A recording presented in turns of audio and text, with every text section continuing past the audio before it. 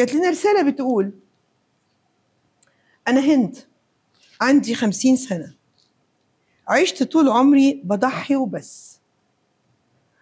ربيت اخواتي مع أمي بعد وفاة أبويا، وكنت أنا أمهم مع أمي طبعا. ما كانش ليا طلبات خالص، كنت دايما بفضل اخواتي على نفسي. ما كنتش متخيلة إني ممكن أتجوز، ولا في يوم من الأيام أفكر في كده. رفضت عرسان كتير عشان أطمن على اخواتي ويكبروا ويبقوا مش محتاجين لحد. لما عديت ال30 اتقدم لي واحد مطلق ومعاه ولدين، وكان عاوز وكأنه اتكتب عليا إني أعيش طول عمري أربي في ولاد مش ولادي. وافقت على الجواز. هو ما كانش إنسان وحش ولا يعني تحفة، كان عادي.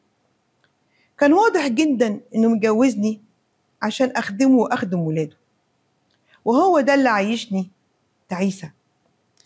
أنا لما كنت بربي إخواتي مع أمي كنت بعمل ده بقلب وحب، لكن مع جوزي كان الحمل تقيل عليا قوي وما كنتش مرتاحة خالص.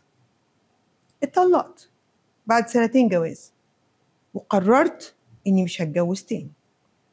النهاردة زي ما قلتلك عندي 50 سنة، متقدم لي مطلق برضه، بس ما عندوش أولاد وسنه مناسب ليا، وأنا عايشة لوحدي خلاص. إخواتي كبروا واتجوزوا، وأنا خلاص قاعدة لوحدي.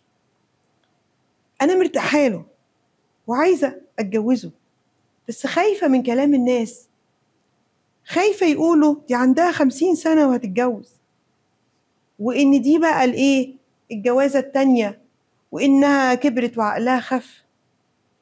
أنا مش عارفة، أنا خايفة من فكرة الجواز عشان الجواز، ولا أنا خايفة من الناس.